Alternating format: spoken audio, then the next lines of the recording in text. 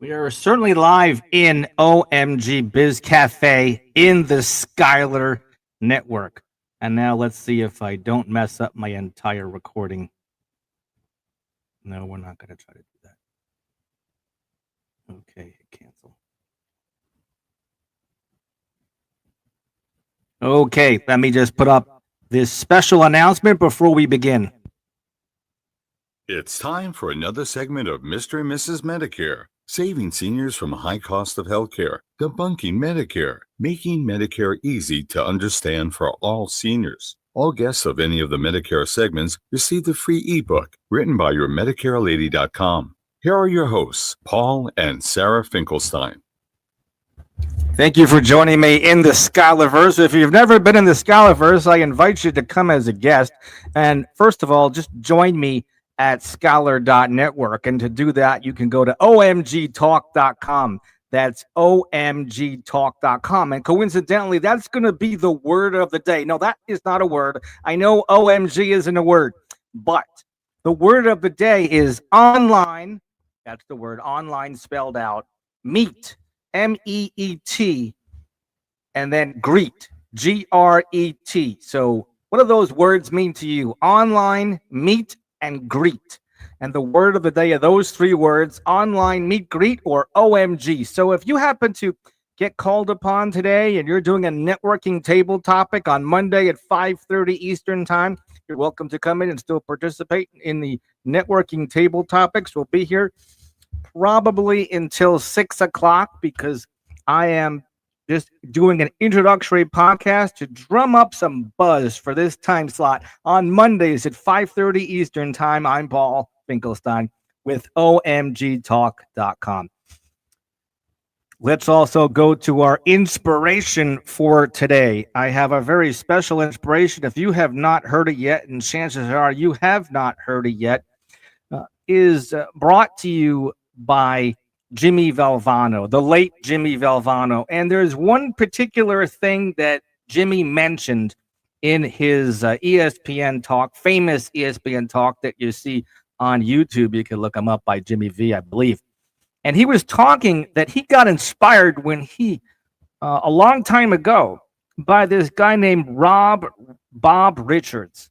Bob Richards was the Wheaties guy from 1958, 10 years before. Well, I want to date myself a little bit, but the Wheaties guy, Bob Richards, in 1958 was the first guy on the Wheaties cereal box. And what he said, and Jimmy Valvano heard this, was the Lord loved ordinary people. The Lord loved ordinary people but he made so many of us. So what's the deal with that? If the Lord must have loved ordinary people because he made so many of us. And I love this other additional quote on top of that. Every single day, in every walk of life, ordinary people do extraordinary things. That's every single day. In every walk of life, ordinary people do extraordinary things. So thank you so much, Jimmy Valvano, the late Jimmy Valvano, for mentioning about what Bob Richards, the Wheatie guy, said back around, probably around that time. But he was on the Wheaties box in 1958. And then I'll usually start off our meetings with the Pledge of Allegiance. So I'm going to stand up, and you probably could stand up as well. And you could recite with me, but I pledge allegiance to the flag of the United States of America and to the republic for which it stands, one nation under God, indivisible, with liberty and justice for all. Thank you so much for our inspiration, our pledge, and the word of the day, which is online, meet, and greet. It's three words is the word of the day: online, meet, and greet. And now we're going to go to our next topic, but I just want to check here to see if somebody is actually trying to get in to the Skylarverse for the very first time. So I'm just checking my messages in the Skylarverse, and I see that somebody might be joining us now. So we'll hold out and see if he's able to join us. But we're going to continue with the show because the show must go on. But actually, the next step is self-introduction. Make it in time. which I think we have somebody there in the waiting room, as you can see. So I'm going to let him in as well. Uh, you're going to have to actually tell me how to say your name. We're in the middle of the show. So I'm going to keep you here on my live. And we have another guest here is Jeff. And we also have a guest all the way from Nigeria. And we have a guest from California. And I am here in Southeast Florida. So an self-introductory phase. So if you, I see that Jeff has his microphone on, but I don't want to butcher your name, but I think it's Ifin Yi Chuck. If you would like to put on your video and turn off your mic, and you could introduce yourself and just say your name and where you're from. And if you're, I see you got your microphone on. Are you able to put on your video?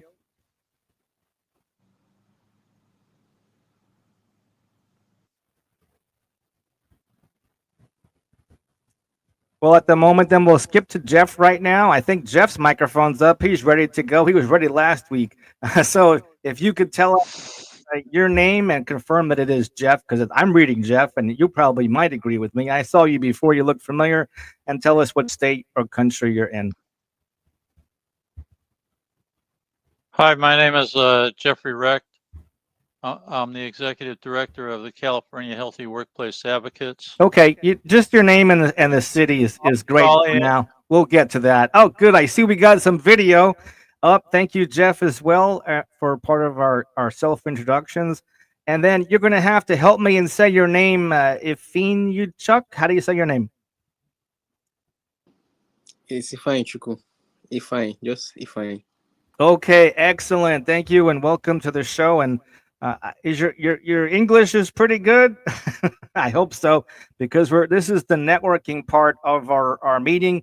I actually have a timer here that I have to do a little bit of a multitask, and I'm just going to pull up my timer on my phone here, so you could probably see it looks like a timer, and we'll ask about 10 or 13 questions amongst the few of us that are here today, and those people that are listening live on my Facebook profile, my Facebook page, and my YouTube.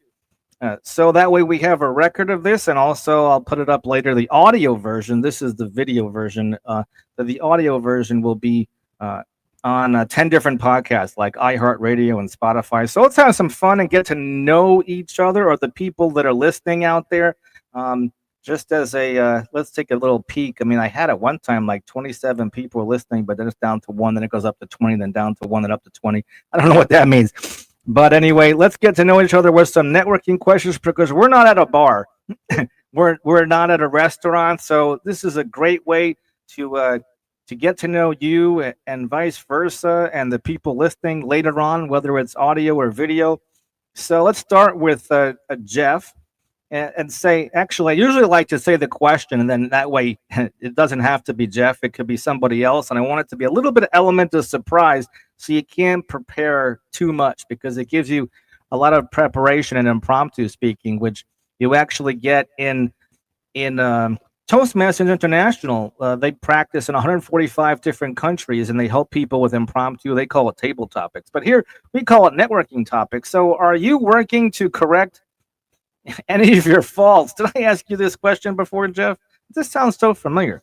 But are you working to correct any faults? I don't know. I don't even exactly know what they mean by that. But if you don't like this question, you could dive into some neutral question that has nothing to do with your business. But tell us what you were working on in your garage over this past weekend.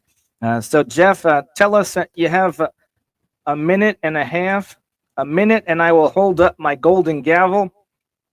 And then a minute and a half, I'll hold it up again. At 2 minutes, I'll hold it up again. And you have 30 seconds to wrap up. But the maximum time uninterrupted is 2.5 minutes to talk about any faults that you're correcting, or what happened in your garage this past weekend. Go ahead, Jeff. Well, first, let me say that I don't have a garage, so it's a little hard for me to work in the garage. The kinds of faults that I'm working on is more of a societal fault, and that's workplace bullying. We're an organization that is set up to advocate against workplace bullying, and that includes education as to what it is, what the causes are to people, what the common tactics are, all those various aspects of it. And we are right now we're trying to work on getting a law passed that would give people some responsibilities as to how to as employers as to how to handle claims from the employees and keep themselves safe from any litigation.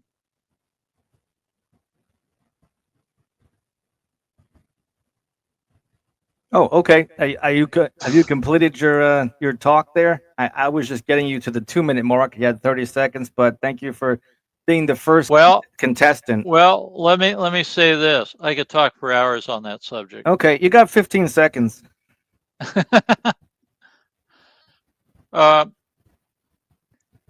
Basically, what we're trying to do is we're trying to eliminate workplace bullying through laws and education to show that how bad and how it ruins people's lives.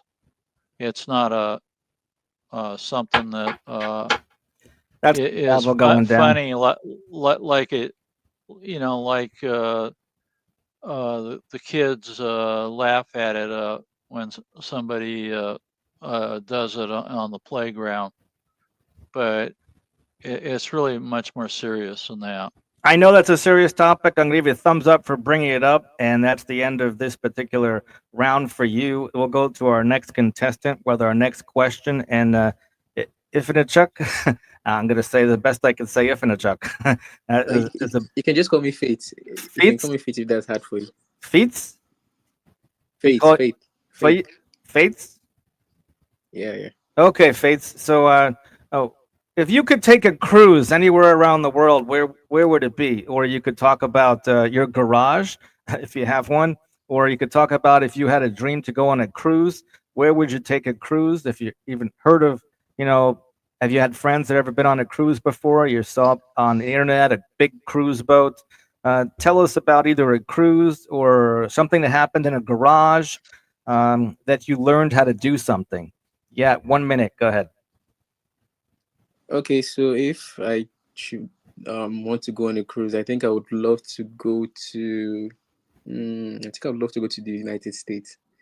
Yeah, because I would love to see, what the world has to offer. I would love to see the advanced technology that they have there, the culture, the way of life, the way they live their life in the United States, and learn from the people there. And yeah, so basically, I just want to see how, I just want to see what the world has to offer and be able to learn from people the unique ways in which they do things and why they do things the way they do things. Yeah. And thank you for that. That's about the 42nd-minute mark, and usually my minimum time for an impromptu talk is about 1 minute. So Jeff is obviously a pro, and he could talk for 3 hours. So I really appreciate that you got to like 40 seconds is great. If you might have heard of Toastmasters International, that's been in 145 countries around the world, and they help people work on impromptu speaking. And I'm doing exactly the same thing in our networking topics, only they call it table topics, so that you could actually get practice as a business leader here. Let's go to our next topic, which now it could be 3 people, because it could be, I'll throw myself into the loop there, and it could be either me, Paul, and by the way, Fitz, I think I'll say Fitz, is where are you, since you mentioned United States, where are you right now? In what country, city? Okay, so I live in Nigeria. Okay. There are a Yeah, lot of people live that's in over there, Africa. right? The big You said? population. That's a big population in Nigeria, Yeah, yeah, yeah. It's a large population. like Yeah, millions. A lot yeah, of you. yeah. All right. Over So 200 million people. wow, I knew it was like a lot. I was going to say a couple million, but not really. But a couple 100 million. So that's no serious joke over there. Let's. I'm going to try to turn my box around here of questions. Let's see. Who taught you to drive? Who taught you to drive? I'll take this question. Sounds like an easy question. When I learned to drive when I was 16 years old, my dad took me to a parking lot, a big parking lot at a local community college in north of the George Washington Bridge in New York, where I grew up. And in that big parking lot on a Sunday morning, there were no cars in that parking lot because it was a community school, so nobody slept at that community college. It wasn't didn't have dormitories or anything like that, and it was just a 2-year school. But there was nobody in the lot, so I guess he felt safe to put a 16-year-old driver for the first time that was legal to be able to have a permit to be able to practice driving. And I got a chance to just drive over every single parking space and every single line, and then he would tell me to stop at that line. And every other line was a stop sign, and he really wanted me to practice what stop signs meant. It's probably a good thing, right? Otherwise, I might not be here today if I didn't know what a stop sign is. So that's about the minute and 5 minute mark. If you like that question, you could tackle yourself. Or what sounds do you most like to hear when you wake up in the morning? What sounds do you like to hear when you wake up in the morning, Jeff? Well, I had a little more complex teaching on driving. My father taught me how to drive with an automatic, and once you know it, the first car he bought for me was a 5-speed manual, and I had to have my brother teach me how to drive that. And we didn't go to a community college. We went to a university that was up the street. Today it's called San Diego State University. At that time it was called Cal State San Diego. And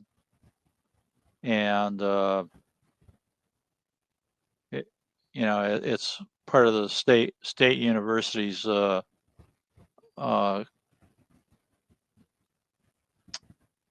level. California has both a UC and a state university, and the UC is more of a research university, whereas the Cal State University system is more of a teaching university. That's the 1 minute and 30 mark. So you got 30 seconds plus a little bit to go if you like to, or you could stop. Well, I can tell you one thing. When I got my license, my father took me up to the 405 freeway in Los Angeles, between Long Beach and downtown Los Angeles, and we happened to hit it at about 5 o'clock. And he pulled off to the side and he says, okay, you think you know how to drive? Let me see how good your knowledge is of driving. And he had me get into the driver's side with, I don't know if you've seen Los Angeles, rush hour traffic, but you might as well be on a giant parking lot that's 5 lanes wide going each way. So they that were was going my really test. slow. They were going really slow, right? Heck, they weren't moving. Well, thank you for sharing that. And we'll go on to our next question here for our next contestant. What's your favorite memory?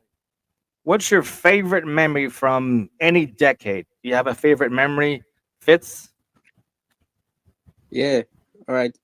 So my favorite memory is spending time with my family. I think there was a time we traveled to one of the states in Nigeria, and we just you know we stayed in a hotel, and we just talked, we laughed, and we visited some family members, and it's just my best memory because that was the time that I spent with all my siblings. That was like one of the times that we spent together as a family, and it's something that I would want that to happen again. But as it stands now, I don't think that's going to happen anytime soon. So that's literally like my best memory. Like it's something that when I think about it, I'm always like, it makes me feel happy. Yeah. Right. That's great that there's happiness all the way over in Nigeria over there. Yeah. All right. Thank you. Our next topic up is what's your favorite quote? What is your favorite quote? I guess I should tackle this one. I'm Paul Finkelstein from the Delray Beach, Florida area, and my favorite quote.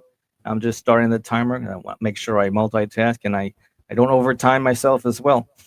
My favorite quote. Sometimes my favorite quote is a 10-letter word, and sometimes, a 10-letter word.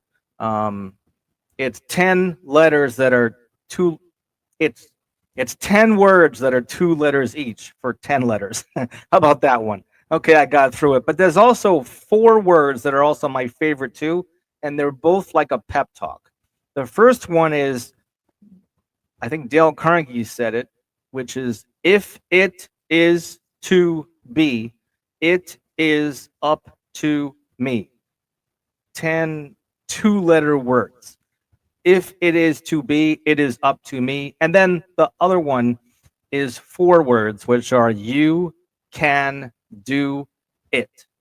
You can do it. And that's 1 minute right there. Okay, I made it. Next is, if you were given 2 50-yard line tickets to any game, I guess they're assuming football, in history, which would you see, Jeff? I would have liked to seen the first few Super Bowls with the Green Bay Packers, with Bart Starr as the quarterback.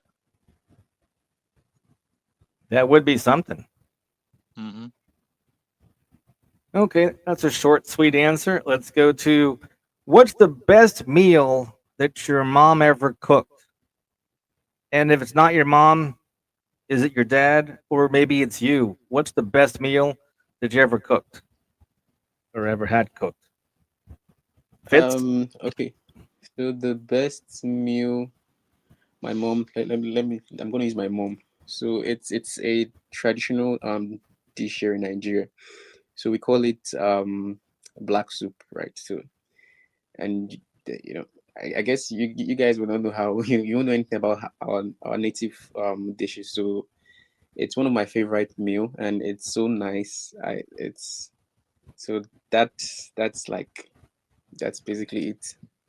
Black soup. So there's like black beans in there, I'm assuming, maybe? Or something No, they else. use like there's a kind of leaf. They use two different kind of like plants to like make it. It's especially of plants they used to make the soup. Yeah, Excellent. Did you yeah. have soup today? Not really. Today I had rice. Yeah. All right. Okay. And our next topic up is, who would you choose to play the main characters in the movie of your life? It would be really interesting if I had to pick only the people that were in this room here, this virtual space, to be the main characters in the movie of my life. So, Jeff, you get to be me in the early years when I was younger and a baby and teenager in high school. And then, Fitz, you get to be me when I was 20s, 30s, 40s, 50s, and then beyond. And you could even play me when I get to be 80 and 90 one day, hopefully. Knock on wood. Not there yet. So between the two of you, you could, one of you, the old Jeff, I was going to say the older one, but, it just kind of looks obvious. I'm not bullying here. I'm just saying, I see you have more gray hair than Fitz there. All right. I'm going to stop there before I get into trouble. I'm almost at the 1 minute mark, and I'll go to, where have you seen the most beautiful sunsets, Jeff? Ooh, that's a toughie. Really? Well,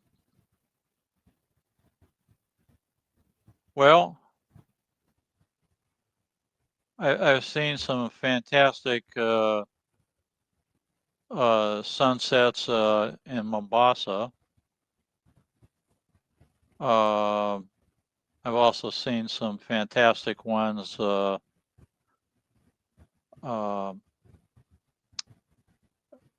in the Mediterranean area. I've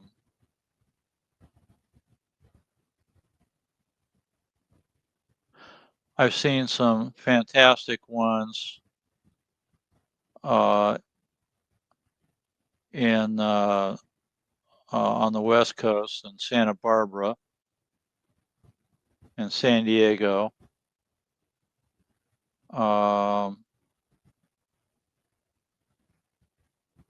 That's about it. Excellent. That I can think of. When you say fantastic, were there specific colors like lots of oranges or other colors? They're all different. Plenty of clouds and mixed with that, so they were just spectacular.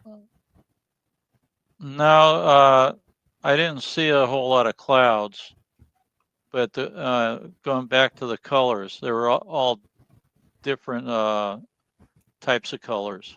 And what's amazing is that my running partner, one of my friends, he always follows the Orion's belt. That's those 3 stars all in a line, and it goes like all the way up and down the sky. And he says eventually it's not going to be seen anymore. Soon it'll be on the other side of the world from us, maybe closer to you, Fitz. But he says that those Orion belt stars are bigger than our sun. So I wonder, what the sunsets are like, maybe in another galaxy somewhere. Who knows? But Jeff, thanks for participating with the sunsets. Did you have a last thought before we go to the next question? No. Okay. What do you love about your hometown, Fitz? What do you love about your hometown? And what's the name of your hometown? Because you don't live in Nigeria. Your city is called what? And we probably don't recognize the name. But go ahead and humor us and tell us the name of your city. Okay, so I live in Asaba, Delta State. Yeah. And what I love most about my hometown is because it's quiet. It's like a small town. So literally everybody knows themselves. Like everyone knows each other.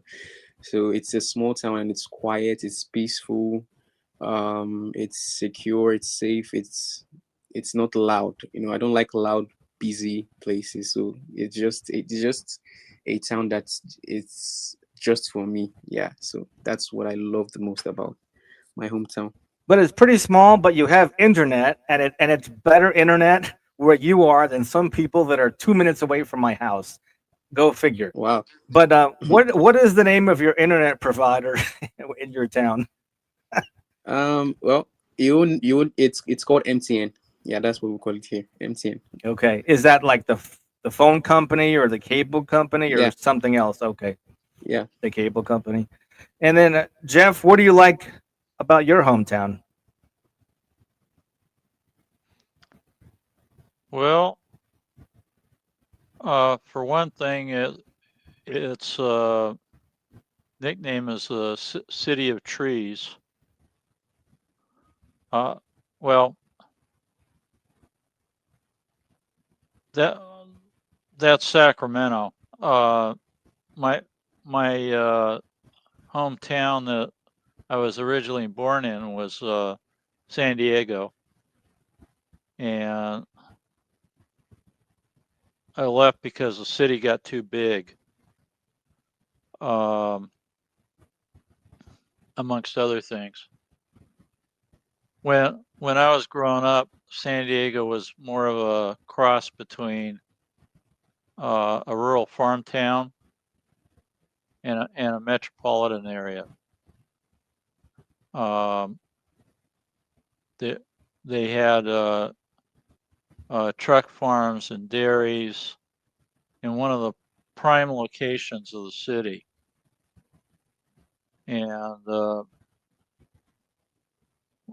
it wasn't until I was 16 that I finally had to see the inside of a supermarket, because up until that time, we were getting our dairy products and our vegetables all directly from the farms. So, never did I experience it until I was a teenager in a supermarket. Excellent. Okay, let's go to. Well, I might as well round out that question. I think we'll go to our next part of our meeting, which is going to be interesting. And that's to get you guys to all talk about your passions, if you have a business or just what your hobbies are. And you could talk for 7.5 minutes uninterrupted, and we'll each get a turn. I'll challenge you to talk for 7.5 minutes. You think it's a long time versus giving a speech for an hour or 1 minute like you just did. So I guess I should round that off by saying that what I like about Delray Beach is that we're 6 miles away from the beach right behind me. Sometimes people see my background on a virtual platform and they think that I'm sitting on a boat because they see water back there. Maybe I'm on a houseboat and it's flat or something. I don't know if this makes it look like a boat, but I made this virtual platform like a beach resort, because behind us there's cabanas down by the beach, and then we have an open air theater with a pool behind it and a podium right in the middle where we are at, meeting virtually instead of having to meet in a Zoom meeting. That's boring, right? I wanted something more custom, more interesting. So I like the beach, and it's 6 miles away, and I didn't even start the time. So silly me, I probably should end soon, because like Jeff, I'd probably get me going and I have to hit the brakes and not use up all the time. But love the beach, 6 miles away, and that's why I made this into a little beach resort, like a convention, because certain professions like accounting and lawyers and other fields and maybe biotechnology, they have their conventions at places like Las Vegas or beaches of the world. So why not have a virtual beach where we can have a mini convention and meet people? So now I'm going to restart my timer for 7.5 minutes. And I'll call upon you guys if you'd like to. If you want to participate, Fitz, I'm putting you on your spot because I know Jeff is ready to talk for about 3 hours, but we're going to stop him at 7.5 minutes, if you don't mind, Jeff, because you don't have all night. Fitz doesn't have all night. I don't even know what time zone it is over there, but he knows it's 5:30 Eastern here because he got here fairly on time. So we'll start, and I'll even include myself I'll practice a 7.5 minute talk as well. So you ready, Jeff? Sure. Okay, great. I hope you ask us a great question in the beginning and to really draw us into your speech or however you do it. And then give us some nuggets to chew on, maybe a personal story. You saw somebody that was bullying, perhaps. I know what your topic is, generally speaking. You always like to try to give us hints of it during the networking topic part. So take it away, Jeff, from not San Diego, but somewhere else, Sacramento. I think it's Sacramento, California. Sacramento, yeah. Right. So Jeff from Sacramento, California, and we met on the Skylar.network at omgtalk.com. Take it away, Jeff. Well, how many people really know that NIH declared workplace bullying a cancer on the workplace in this country? In fact, they did so in 2023.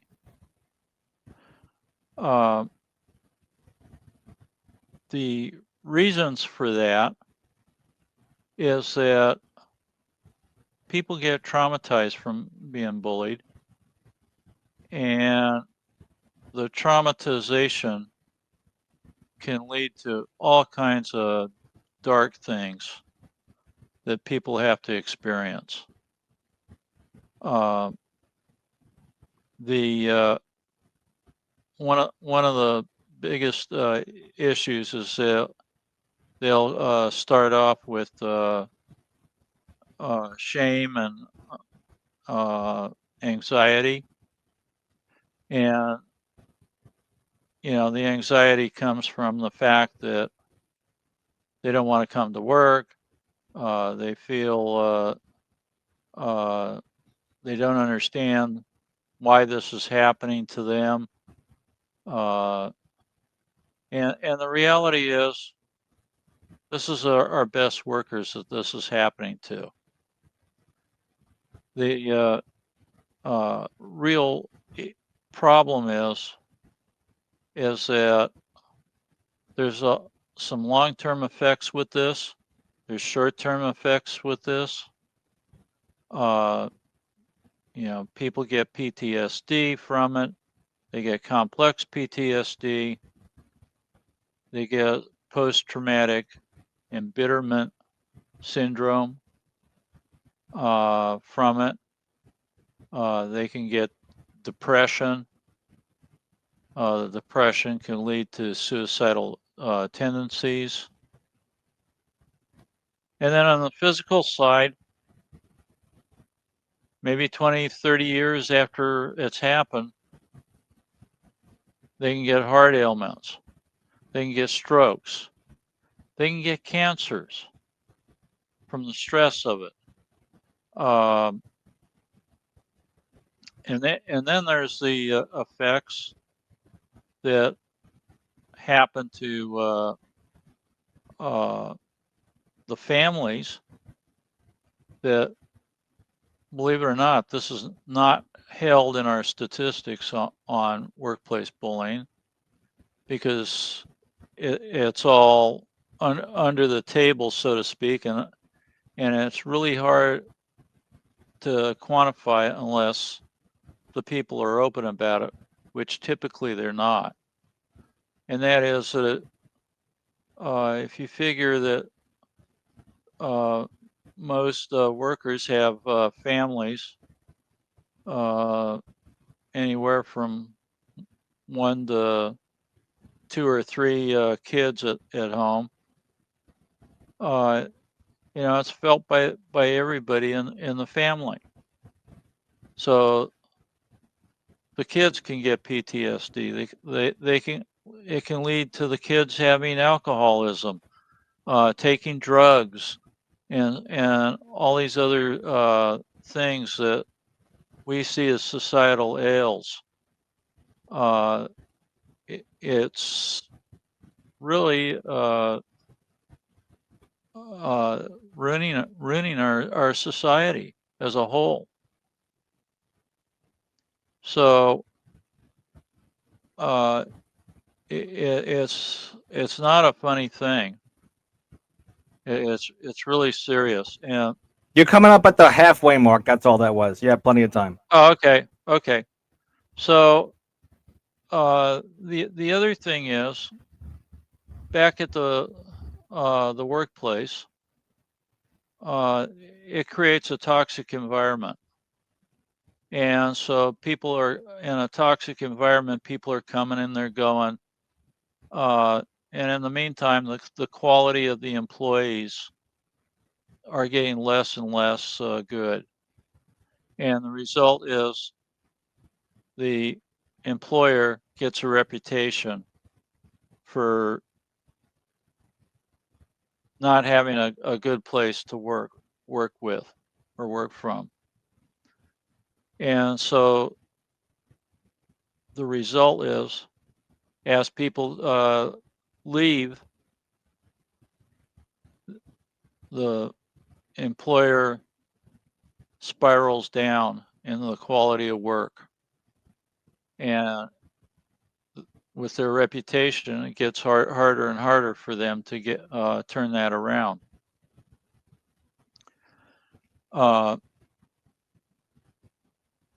With that, all these things in mind, we have come up with a prescription that we are trying to get the legislature in California to pass a law that says when you take on an employee, you've got a duty of care for that employee. And when there's a claim, that it be fairly investigated. No retaliation from the employer over the claim. Also, the employer has to have policies that describe how people should behave in the workplace.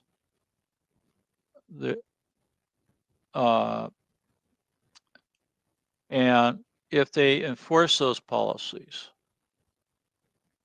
they should enforce them. And if they follow all those things and stick to the letter of the law with it, the employer can be exempt from any lawsuits over a bullying case. And however, the bully would not be exempt, and thus the employee could actually sue the bully for damages, because there are real damages to somebody that's bullied in the workplace. And your last thoughts are? For now. My last thoughts are, we need to get rid of this scourge forever. Perfect. Thank you. All right. Give Jeff a round of applause. And for those people that actually ever been to a Toastmaster meeting, if this was a Toastmaster meeting, which is not, you would get extra applause, and they get us practice for the real world. But here, we'll just applause out of respect for Jeff for getting the guts to leave the ruts and giving a 7.5-minute uninterrupted talk here at OMG Biz Cafe. Next up, I'll reset the timer to 00. And Fitz, you want to play along, and maybe you could talk to us. You have like 4 minutes, and I usually wave my gavel, and then at 5 minutes I wave my gavel, and then at 6 minutes I wave my gavel, and then you have about 30 seconds to wrap up, so you can actually get up to about 7.5 minutes maximum if you get excited about a particular topic. So if there's something that's there a particular event that's exciting down there in your city, or something that happened recently that was exciting, that made you happy, like there was 500 gallons of your mom's favorite soup that helped feed the village or something, and you could talk to us about that in 7 minutes. 500 gallons is a lot of black soup. But tell us about something like maybe one of your favorite subjects in the school, and why it's your favorite subject, or if you have something else you want to talk about for 7.5 minutes that could inspire small businesses and entrepreneurs around the world. Go ahead. Okay. So first, okay, this is going to be very difficult, so but I'm going to try. So first, I want to I think what Jeff and the whole guys are doing is actually very nice, because this is something that a lot of employees experience here in Nigeria as well, and there is literally nobody to fight for them and stand up for them. Is literally if you don't want to do the job, you get sacked, and someone else is going to do it, irrespective. Nobody cares about your mental health and what you're going through and everything like that. As long as you're getting paid, that's the most, that's what they care about. Get paid and do the job. And it's really sad anyway. Well, so what I want to talk about anyway, it's I think I'll talk about my passion, what I love doing. Yeah, let me talk about that. So I think I discovered that I'm someone that I love working with data. Yeah, I love anything that has to do with data and artificial intelligence. Yeah, and I discovered my passion for this. I think that was 2023. Yeah, 2023. I worked at as an intern, an AI research intern at National Information Technology Development Agency. It's a an organization in Nigeria here, in the capital in Nigeria. And I got to improve my skills on Python a bit. Python. I learned how to use Python to do a bit of data analysis, how to clean data, um, how to manipulate data, how to use data to tell stories and to give meaningful insights and things like that. And I also learned how to build machine learning models as well. Yeah, I learned how to build prediction models. Yeah, and computer vision models. And one thing I learned from my experience at the as an AI research intern was um, I think is the great mindset that failure is not necessarily the end. Failure is actually is an opportunity to try again, to strategize and try again. Yeah, because why I say this is during my time there, I was assigned to work on a project, a computer vision model, and it was something that I've never done before. I had literally no idea about it, and I was really surprised. Like, and I told my facilitator, like, why would you give me something like this? Like, I literally don't know how to go about a project like, and he was like, oh, I should just go and I should do my research, and whatever I come up with, it's fine. And I did everything I could. I tried to get the work done before the deadline, and it wasn't successful, and I felt very bad. I felt very, very bad, and I was like, why? But I talked to my facilitator, and he told me like, oh, like I should try again. That he's going to give me like extra time to like try again and do the project and everything. And so I did my research, and I usually came up with something, um, and I was able to work on the project. It's actually like a object detection, like for traffic scene. Yeah, traffic scene rules, object detection. Yeah. So basically, what it does is that it literally sees an object and it tells you, oh, this is a bicycle, this is a pedestrian, this is a car, and this is crosswalk and other things like that. Things you would see in a traffic scene. And the whole essence of that model was to build like an autonomous vehicles. Like I think we have Tesla cars that does that, like self-driving cars. I don't know.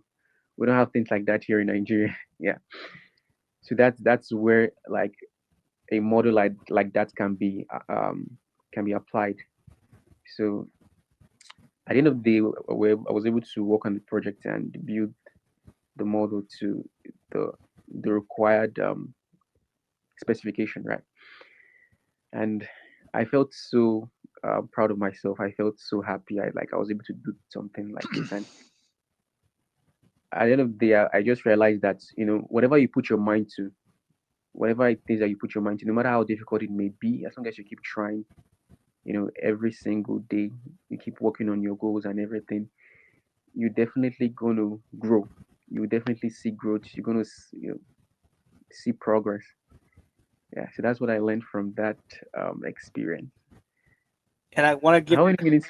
I want to give you a congratulations. I was letting you just speak and speak just to get comfortable. I don't want to scare you too much with the time, but you're at 5 minutes and 40 seconds. That's 5 minutes and 40 seconds. And so it's past the halfway point. I usually warn people. I don't know if I put up my gavel at 4 minutes and then I would have put it up again at 5 minutes. The next time would have been another 30 seconds more to get to 60 minutes, to get to 6 minutes. So you were almost at 6 minutes. and then you would have had 30 seconds to wrap up. So you were right in the middle, which was a perfect time for a speech that has been that they practice giving, helping you do speeches at Toastmasters International in 145 countries. I know Nigeria has Toastmasters clubs over there. The average club is 20 members. That's it. So everybody gets a chance to practice with impromptu speaking and actually giving speeches that are 5 to 7 minutes long. So our next topic up. Thank you. Let's give Fitz a round of applause. Thank you. Here's your applause. Okay, I'm clapping. Okay, and then I'll set the timer for 4 to 6 minutes, or 4 or 5 and 6, and 30 seconds to wrap up. And this guy, Paul Finkelstein, the guy that's been holding the microphone for this entire meeting, and then I had to put it on mute. So I think maybe Jeff might have heard me a couple of times when I was trying to switch hands or something, so that it was getting a little bit hard to hold it at one point.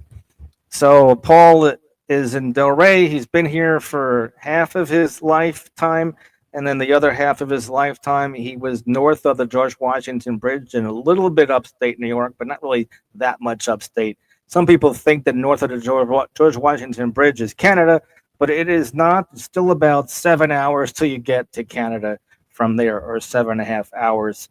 I know because I did that drive from New City, New York, which is not to be confused with New York City. New City is a town. It's in Rockland County, among other towns called Spring Valley or Muncie or Nyack, rather, or Haverstraw is actually a town in Rockland County as well. Haverstraw and Stony Point were the two areas that were closer to the Hudson River that I drove all around with my permit, trying to please the driver's ed instructor. That was in addition to my learning how to drive with my father in a parking lot that you guys heard earlier. So now I'll bring Paul up on the stage. And that was just the introduction, by the way. And actually a good speech, so you know, is you give the presenter some kind of introduction, so it sets up the person. So you feel like you know him a little bit more than just what they're going to talk about. Today's topic theme is going to be comfortable.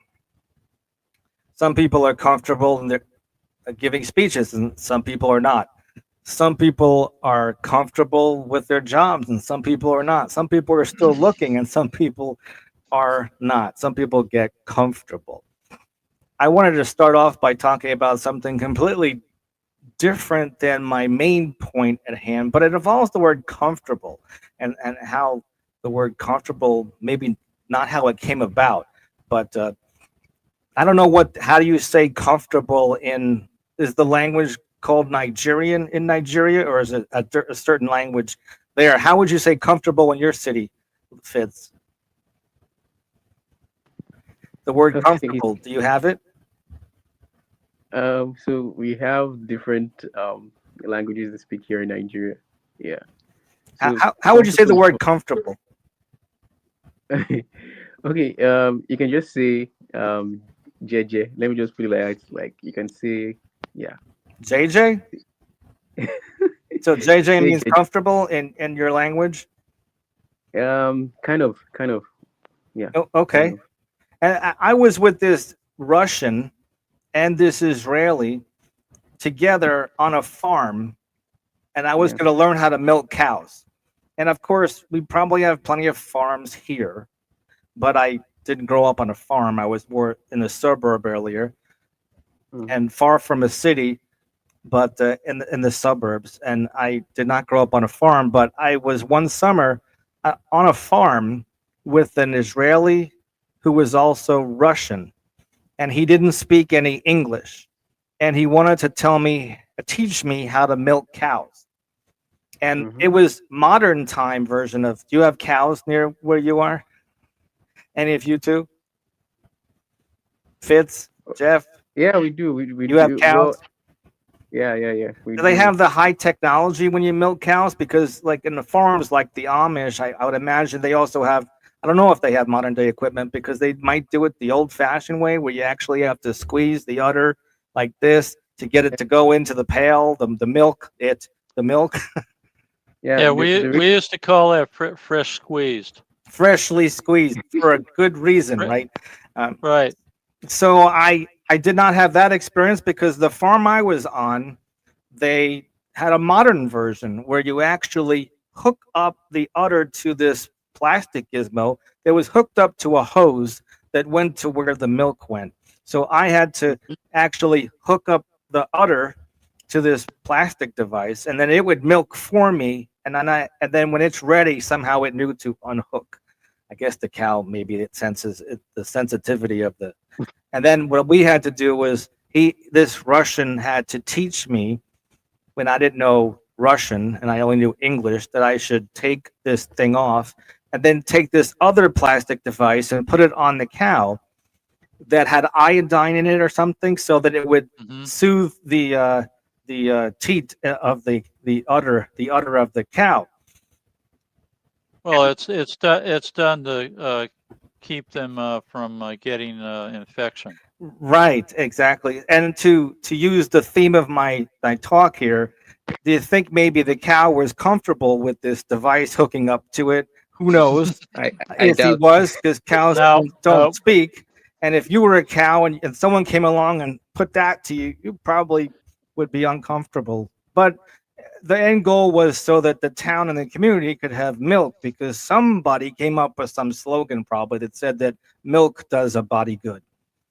Well, that's not even the main theme of this talk, if milk does a body good or not. It's just something whether you put in cereal, or you believe in having cereal and milk for your breakfast, or do you believe in putting milk in your coffee, or do you have hot chocolate with milk, or do you make maybe your mom made something with the black soup that had milk in it, perhaps. No, we don't put milk. You put milk in anything, something else, of course.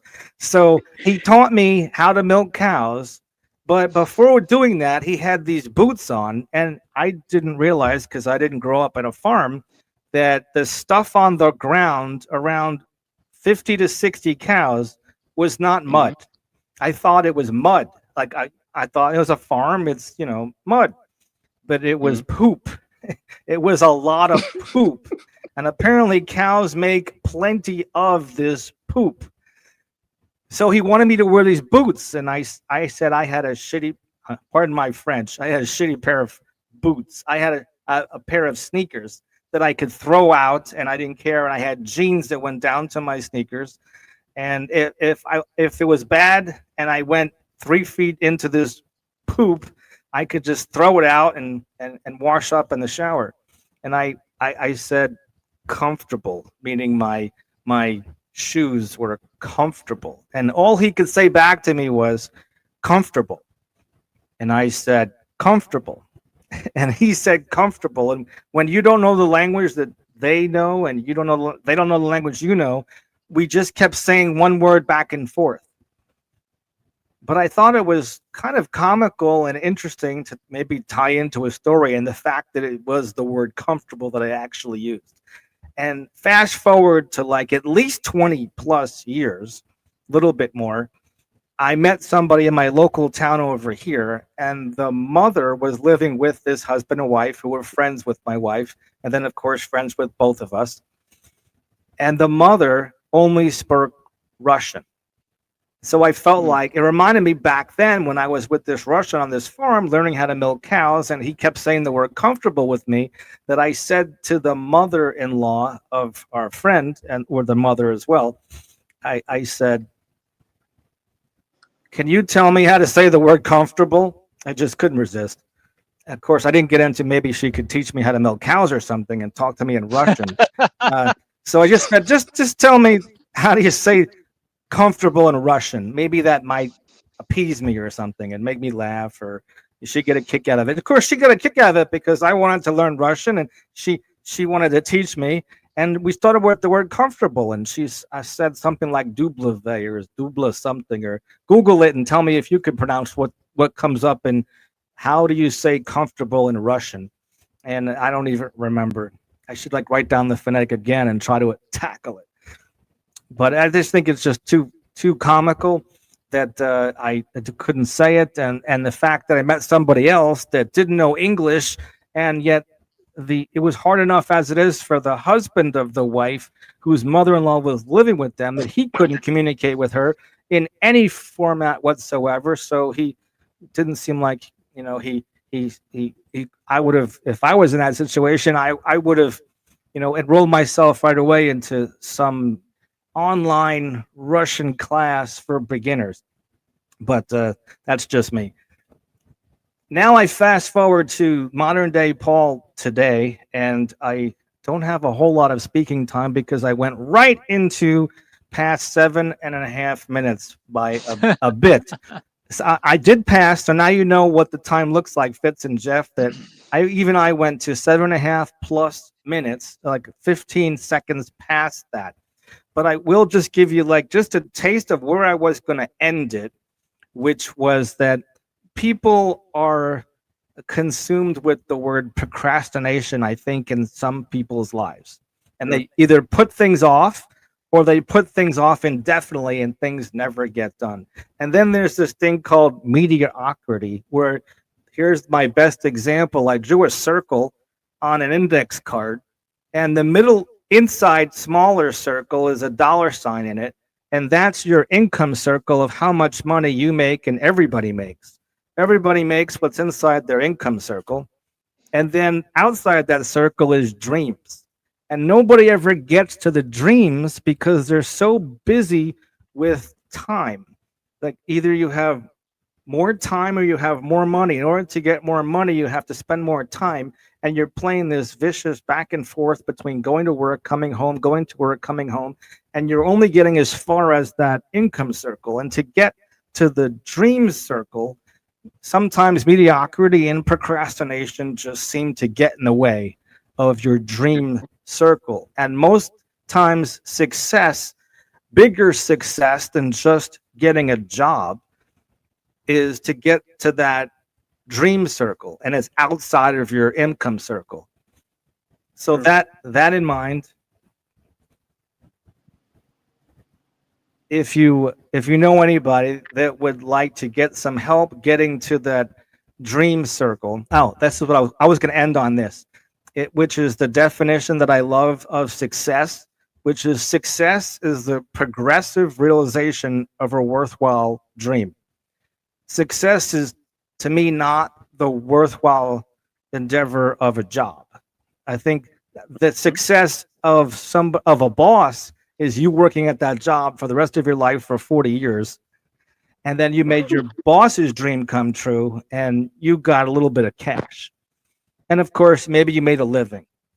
But if you know someone that wants to kick it up a notch, like a famous old-time cook used to say, I think his name was Emerald Agassi, he'd say, kick it up a notch. And if you know someone that wants to kick it up a notch and achieve more than just a job, because sometimes they say the job is JOB, the initials for just over broke. And if I think that I'm really humbled by the term entrepreneur, of what it takes to be a business owner instead of the employee, which is an interesting topic for the future. But next up on the agenda is to go around the room and say what you liked about our meeting or what you learned from our meeting. So if you liked something or learned something, take a few moments, 45 seconds for each one, and tell us what you liked about our meeting or what you learned today at our meeting. And then bring a guest next Monday at 5:30 Eastern time. And I'm also streaming this on my Facebook, my personal, and my one Facebook page and a YouTube. So maybe that might help us get an extra guest between now and next Monday. But Jeff, you could start and tell us what's one thing that you learned or two things you learned from today and two things that you liked about this meeting.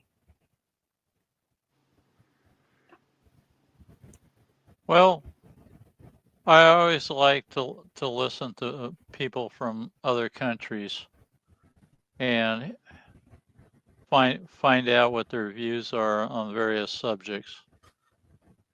I've been a world traveler when I was younger. I spent a lot of time in various countries studying the cultures and the people.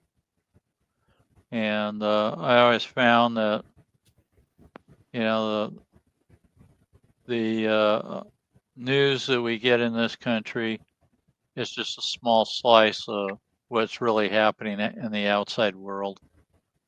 And we should all pay attention to the outside world more. What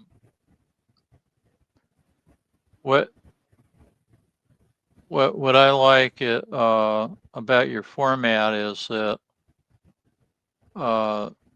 it keeps us on our toes and trying to speak on maybe a complex subject in a short period of time to give people a summary of what we're all about. And thank you for that. How about Fitz? Tell us maybe one thing that you liked about our meeting and one thing you learned.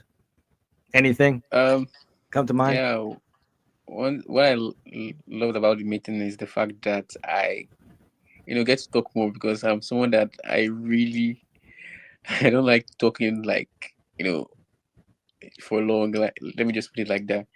So the fact that I was able to talk and do something that I have not done before, try something new and be with like experienced people and learn from them as well. It's something I'm really happy doing. Excellent. And I'll add to the last part of that question before we wrap up, which is, I don't know, I don't think you can see this unless you were on my YouTube, which at omgtalk.com, there's a link at the top right that says YouTube, so you could share it with people as well. And I'm putting on the screen something that one of the three things that I learned from this meeting is to inspire global small business owners, but not just me, but whoever comes and talks, either the first part of the meeting with the networking topics where we get to know each other, and then the 7 minutes interrupted time or thereabouts or close to it. And then the second thing is networking topics that are so valuable that you could practice and have fun, and learning how to do impromptu speaking, because the impromptu speaking is not really meant to stump anybody, and halt them on their feet. It's to just give them practice with interview questions, or give you practice if you're ever going to be on a podcast like this, or practice on YouTube as well. These are just the skills that we could all use more practice with. And then the third thing is the speaker coaching from a distinguished Toastmaster like myself, or someone that's given 3 speeches here or at Toastmasters, could help me in offering some complimentary coaching here right at omgtalk.com. And I'm going to give you a sample. So if I were to give and set a 2-minute timer, and instead of doing one for all 3 of us, I'll hit the clock and say, fellow small business owners, entrepreneurs, most welcome guests. Today we had Jeff and Fitz here. Jeff from Sacramento, California. Fitz from Nigeria. I don't remember his city, but I know his mom makes a hell of a great black soup. If you haven't tried black soup from Nigeria, you got to hook up. I'll hook you up with Fitz. And then I'm from the Delray Beach area. And we are all giving speeches virtually in a beach resort here in the Skylarverse. If you've never been to the Skylarverse, just go to omgtalk.com and click on one of the links to get in, make a profile. If you have a LinkedIn profile, it's so easy to do. But I want to make sure that I give a couple of words of advice for speakers. And that's because we're in these squares. Before I even get into like a tip to improve, I have to start off with some compliments, because I want these speakers to come back. And if I tell them 6 or 7 things as a blunt critique, a speaker's not going to want to come back. And that's like a hint for middle management at Fortune 500 companies, that when they have their weekly reviews, usually you want to start off with 2 or 3 things that the employee did really well, and then have like one tip to improve, and then end on a high note and give them 2 or 3 things that they did really well. And that's called the Oreo cookie method, or sandwich method, for evaluations that Toastmasters has done for over 101 years this past October. Jeff and Fitz are probably the most optimistic people on planet Earth because they came here and I didn't hear one complaint whatsoever during this entire meeting. And Fitz even managed to crack a smile all the way from Nigeria. So thank you for that. It was great to do, and it didn't cost us a penny yet anyway. Of course, though, I wouldn't mind a tip or two, but you don't have to. This is a free meeting at OMG. But there are ways to thank me as well. So bring your smile, bring your optimistic attitude. And here I'll give you a couple of tips. And that is that because we're in these squares, it's always great to try to help us stand out and make our speech and better and impactful than the next guy. And to make yourself stand out, one way is to adjust your vocal variety. Actually, try to be more awake than you feel at the moment. It might be early in the morning, it might be late in the day, and you might have just come from, sitting in traffic in LA or something for 3 hours, and you're just worn out. And if you need to do some jumping jacks before you're going to give a speech, I highly recommend doing some jumping jacks before a speech to get yourself pumped up, because the last 4 letters of the word enthusiasm, the last 4 letters are I am sold myself, or IASM. And so I am sold myself, or the last 4 letters of the word enthusiasm. And if you're sold yourself on your topic, I think you could probably get your message across in a whole lot better light by being more enthusiastic, even if what you're talking about is probably it might not be exciting topic. It might be depressing. It might be hard for people to handle, but I think that the message has to be a little bit more exciting on all of us. I'm not pointing fingers at anybody.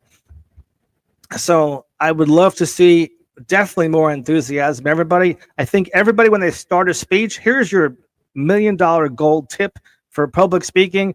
If you could start your speech with a question, one question. I think I even encouraged Jeff to do that, and he did that. And I hope you saw the big pizzazz for starting a speech with a question really does make a difference. So it draws us in right from the very beginning of your speech. So Fitz, when you start your next speech next Monday, you literally, or the next person you meet, whether you're online or offline or in person, next time you meet a friend, at the gas station, or wherever you go, maybe you drive horses to work, or do you walk to work? I don't know.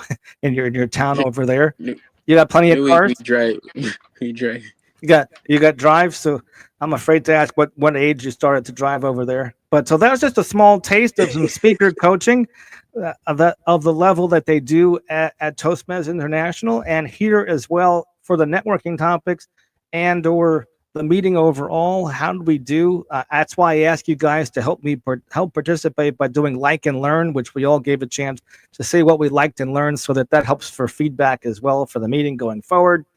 Most of it is positive, I know, but it's great to have positivity, because who wants to come back to a meeting that's not positive? So that is way past the 2-minute mark. I think I actually got to 5 minutes, but it's not an official Toastmaster meeting. It's my meeting, so I guess I could do what I want technically. And we're about at the 6:27 mark. I allowed time between 5:15 and 7. We could go early and stop for this and make it official, or we could just chit chat. I didn't turn off the live yet on my YouTube or Facebook. Do you have any last thoughts, Jeff, about the overall meeting, and or Fitz, if you want to add some comments of beyond what you liked or learned? Is there anything with the technology? Or it was pretty easy to get into the Scholarverse, right? Did you just click on the word Scholarverse in the menu, Jeff? How did you get here? I clicked on the link that you sent me. That said join the meeting. Join the meeting. Oh, so you saved the link. So if a new person came in and you went to omgtalk.com and you clicked on one of the links to get into the Scholarverse or Scholar.network for OMG Biz Cafe, I should ask Fitz. So you're the newest person here, and you got in. You were on the Scholar Network before. You found it from somewhere. Did you click on the word Scholarverse on the menu, Fitz? Yeah. I clicked on Scholarverse. Right. So if somebody from Nigeria can do it, I'm pretty sure that anybody around the world could do it if they really want to. If they didn't click on it, they probably didn't want to be here in the first place. So thank you guys so much for being here. I really appreciate it. Actually, I'm going to play a message from, I think it's Tony, that I met him on an online network, and he does voiceovers before AI became popular. Check out Tony, his website, trcvoiceovers.com. You have been listening to the OMG Podcast with Paul Finkelstein. We can help you build wealth without hogging your time. Schedule a one-on-one with us. Thanks for listening. Join us again for another OMG Podcast segment.